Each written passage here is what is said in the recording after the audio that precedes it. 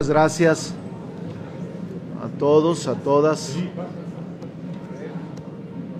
Venimos como lo saben ustedes, venimos a acompañar al senador Casimiro Méndez a su informe, su cuarto informe de actividades legislativas, y venimos a estar con él, a ser testigos de calidad, testigos presenciales del trabajo que ha venido desempeñando a lo largo de estos años y que lo ha hecho muy bien, representando a Michoacán con dignidad y con decoro, siempre leal a la causa y siempre acompañando al presidente López Obrador en las iniciativas que el movimiento se propuso en la campaña del 2018. Entonces ha sido un senador puntual, honesto, ha sido un senador comprometido con el movimiento, y por eso hoy venimos representando al grupo parlamentario de Morena al que él pertenece, un grupo de senadores, empezando por los senadores de Michoacán, Blanquita y Cristóbal, que son compañeros en el propio Congreso mexicano, pero también se ha sumado Sergio de Cuernavaca, representa el Senado de Morelos, y Elí, que representa al estado de San Luis Potosí, él es senador por San Luis Potosí. Entonces hemos venido a acompañarlo, a escucharlo y a constatar que lo que expresa corresponde a la verdad, a la realidad, a su trabajo, que ha sido un desempeño eficiente y un desempeño extraordinario al servicio de la patria, en beneficio de la sociedad. Entonces, si tiene alguna pregunta, a sus órdenes. Esa es una breve introducción, pero todas las preguntas que quieran se las voy a responder, o si alguno de mis compañeros también les deciden o les preguntan, seguramente también lo harán. Buenos días, Blanca Simón, Michoacán. Hace 3 años, en el primer informe del senador Casimiro, él comentaba: ganamos la elección, pero no hemos asumido el poder. A 4 años de gobierno de López Obrador, ¿cómo visualizan ustedes ahora esta toma de poder? Si realmente ya, ahora sí sí tomaron el poder. Y bueno, también, por otra parte, preguntarle también, en esta semana han estado Marcelo Ebrard, Adán Augusto, hoy o mañana viene Claudia Morelia y usted hoy en Uruapan. Prácticamente los 4 presidenciables aquí en Michoacán. ¿Cuál es el interés de estar aquí? Y bueno, ¿cuál es la aspiración que Monreal tiene y cómo va en esa aspiración? Muchas gracias, Blanca. Bueno, yo he sostenido que estamos en un proceso de transición política y que ese proceso de transición política que inició el presidente López Obrador en el 2018 como presidente, como jefe del Ejecutivo, como triunfador de un movimiento inédito, no va a concluir en 6 años. La transición política será todavía más prolongada, por lo que el senador Casimiro hacía una autocrítica seria. Yo la secundo, porque a pesar de que ganamos gobiernos estatales, ganamos presidencias municipales, Morena se esfuerza y ahora ya tiene 22 estados del país con los aliados, no ganamos el gobierno. Es decir, al gobierno no van los militantes, al gobierno no van fundadores, al gobierno no van la gente que va a tocar puertas, a luchar, a convencer, no van los líderes sociales, y ese es un gran problema, porque finalmente el gobernador decide o la gobernadora deciden sobre un grupo que ni participó, que ni fundó al partido y que no luchó por la transformación de ese estado, de ese municipio, de esa región. Ese es un gran problema que tenemos que revisar del partido con el candidato y hacer compromisos por escrito para que una vez que triunfe también vayan a hacer gobierno los militantes y fundadores de Morena y del movimiento, que siempre son rezagados, marginados y no invitados a la función pública. Es un gran problema que es uno de los compromisos que en su momento haremos cuando ya estemos en la formalidad de la contienda interna, en la precandidatura de candidatos. Ese será uno de mis compromisos, de que vaya en la misma circunstancia que el gobierno, que el gobernador, también la gente que contribuye a los triunfos electorales y que generan no solo años, décadas de años de lucha social, persecución, defenestración, ninguneo, marginación, y que cuando llegan al poder nuestros abanderados siguen igual, perseguidos, abandonados, marginados, sin ninguna posibilidad de incorporarse a la función pública. Y bueno, ¿cómo va en el camino? No me contó. ¿Cuál? Ah, no, el que vengan los 4 está bien. Lo que a mí me preocupa, Blanca, es el uso de recursos públicos, porque ahora que venía aquí lleno de bardas, de espectaculares, de lonas, ¿quién paga eso? ¿No es campaña personalizada? ¿No es campaña adelantada? Aunque sean recursos privados, es un delito y puede poner en riesgo el registro de quien los esté haciendo, y seguramente los partidos políticos de oposición están registrando todas las lonas, todas las bardas, todos los espectaculares, y deben de tener cuidado los compañeros, de verdad, porque en su momento les van a ejercer este recurso que ahora ya están planteando en el INE. Entonces yo he venido a acompañar, es una función legislativa, he venido con mis propios recursos en un vehículo particular, y cada uno de ellos viene con sus propios recursos, no es el Senado el que paga nada, sino es las subvenciones de cada uno las que hacen posible. Además es una obligación constitucional informar cada año sobre nuestras actividades legislativas, pero yo sí creo que deberían tener mucho cuidado, porque pueden llevarse una sorpresa en el momento en que les nieguen el registro para ser precandidatos. Salvador Coria y después Israel Estrada. Salvador. Salvador Coria, su servidor de Michoacán Noticias, Michoacán Digital y Poder Empresarial. Senador, lo hemos visto en el Congreso dando una cátedra a los senadores de cómo hacer parlamento, porque vienen las críticas infundadas en muchas ocasiones y en otras ocasiones con los argumentos necesarios.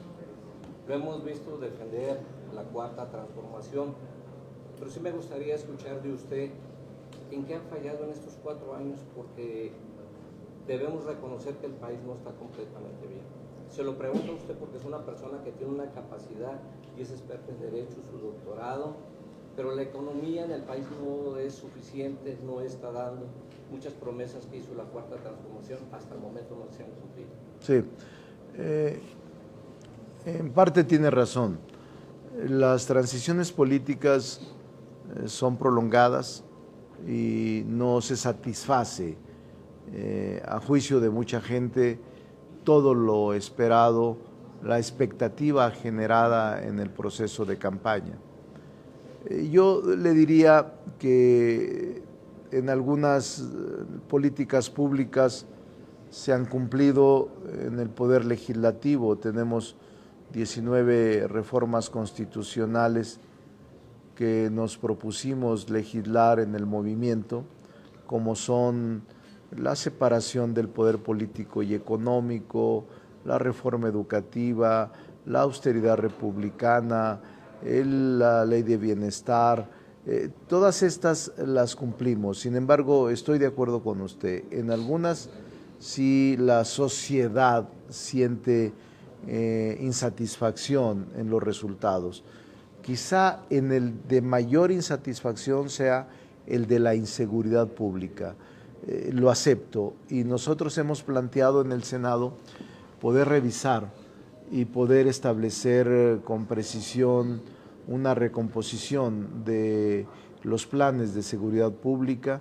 Ahora con esta reforma de mantener a las Fuerzas Armadas en la seguridad pública en territorio, nos va a dar hasta el 28 si se aprueba, creo que ya se aprobó en 17, pero ahí se establecen obligaciones de revisión de los planes y programas de las Fuerzas Armadas, de los informes, de las comparecencias y de unos mecanismos de control parlamentario del Poder Legislativo sobre las Fuerzas Armadas. Diría inseguridad, economía, a propósito de la carestía y la inflación, que es un grave problema. Para mí ese es el problema más severo, inseguridad, inflación y junto con ello salud, que es uno de los temas más sentidos de la población. Entonces sí tenemos que reforzar y sí tenemos que generar condiciones de respaldo al Ejecutivo para que estos temas puedan lograrse atender y resolver. En esta región en la que ustedes viven es una región complicada y por eso entiendo el clamor, entiendo la dificultad y entiendo incluso el temor de mucha gente de vivir aquí, pero yo tengo confianza en que esto va a salir adelante y tengo confianza en que el Senado va a ser un coadyuvante leal para la búsqueda de soluciones. Estoy seguro de eso. Y muchas gracias, Salvador. Israel. Gracias, buenos días, bienvenidos a todos los senadores, es un placer tenerlos aquí, ojalá vengan más seguido. Señor senador, después de 4 años de gobierno de la 4T y pues de cara a la presidencia, al proceso presidencial, ¿cuál es el siguiente paso para toda la gente, a los ciudadanos que anhelan ese cambio que pues después de tantas décadas que gobernaron otros partidos que no llegaron a nada, realizar ese cambio y lograr esa transformación que quiere el país, que necesita el país? Tenemos que continuar con el proceso de transformación, profundizar la democracia interna y no cambiar todo el ideario político en el cual confiamos en el movimiento. Sí hace falta revisar algunos de los puntos pendientes, como le decía Gerardo, y sí hace falta también ser autocríticos en el sentido constructivo, pero nosotros vamos a pugnar por la continuación de este proceso de transformación política que vive el país. Tenemos mucha claridad en lo que hace falta y tenemos mucha transparencia y visión sobre lo que hasta ahora se ha hecho por el presidente López Obrador y lo que faltaría por consolidar y por compactar en el proceso de cambio. Pero no ha sido fácil. La pandemia nos abrazó, el COVID-19 casi se prolongó por 3 años, los grandes rezagos que tenía el país se fueron atendiendo, pero es insuficiente. Los grandes problemas del país que se fueron olvidando y marginando se han establecido con prioridad para recuperarlos, pero no ha sido fácil resolverlos. Pero si continuamos en la transición podemos hacerlo, Israel. Yo estoy convencido, tengo mucho optimismo de que el proceso de transición va a continuar en México. Roberto Mestizo. Senador, los dedazos que estamos acostumbrados a los dedazos en la transición presidencial. No indicaba pues que había dedazo para una mujer. Sin embargo, en las últimas semanas hemos visto que ya se subió ya se metió ya una carrera en la pista. Una persona que quizás era la que menos en la PNP se queda secretario de Presidencia. ¿Por qué eres mediador? Es un mediador. Y ha olvidado su trabajo de mediador para dedicarse a partidos. O sea, ella está en plena campaña. ¿Qué le dirías que se retire del cargo, que sea honesto? Porque yo no le veo caso que vaya a todos los estados a promover una reforma a los comercios locales cuando Morena tiene la mayoría de los comercios locales. O sea, no ocupa venir a Michoacán a decir a Morelos, oiga, ¿están a favor de la reforma? Para ir pasó la maldad que era, ¿qué dice usted a Monreal y al presidente López? Yo diría que el secretario de Gobernación, Adán Augusto, ya inició un proceso también dentro de las aspiraciones a suceder al presidente de la República. Lo he visto más decidido en las últimas 4 semanas. Incluso cuando se creía que la cargada, por lo que veo en el camino, pudiera estar con la jefa de gobierno, con miles de espectaculares, bardas, mantas, mensajes políticos. La cargada ahora está muy indecisa. No es deseable ningún tipo de cargadas. Yo creo que la militancia de Morena no va a hacer caso de defenestraciones, de ataques bajos, de adoctrinamiento en contra de un aspirante, aunque lo hagan y aunque lo practiquen. Hay un movimiento muy maduro que ha consolidado Morena. Y aunque insistan en lastimar, ofender, denunciar ilegalmente, intervenir comunicaciones privadas o intentar deteriorar la imagen de adversarios, no les va a funcionar. Lo que sí creo es que el partido Morena no ha logrado establecer bases ni reglas claras para la sucesión. El partido ha dejado libre el juego sucesorio y eso puede generar en el corto plazo desavenencias políticas. ¿Qué le diría usted al secretario García?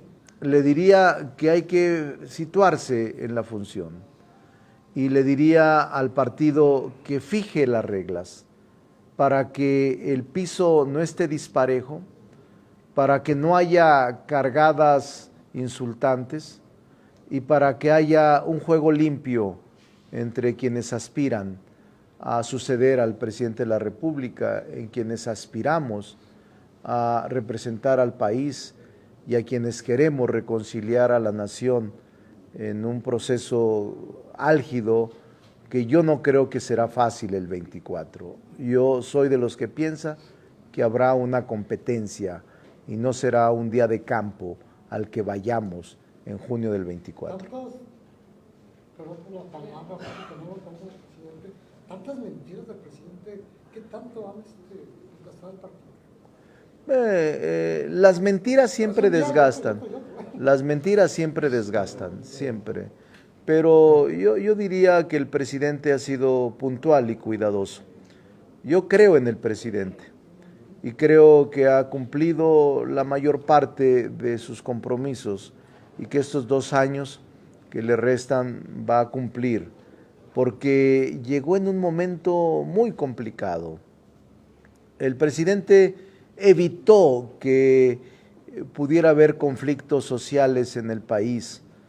Yo creo que el presidente vino a despresurizar todo el hartazgo y el movimiento que se estaba realizando en el país, en comunidades, en la selva, en la montaña. Yo sí creo que el presidente desarticuló, el presidente hizo posible que no estallaran movimientos sociales y que hubieran sido lamentablemente muy violentos porque la gente estaba harta y vino a despresurizar el ambiente y ahora falta el proceso de reconciliación y el proceso de la continuación de la transición política. Muchas gracias, compañeros.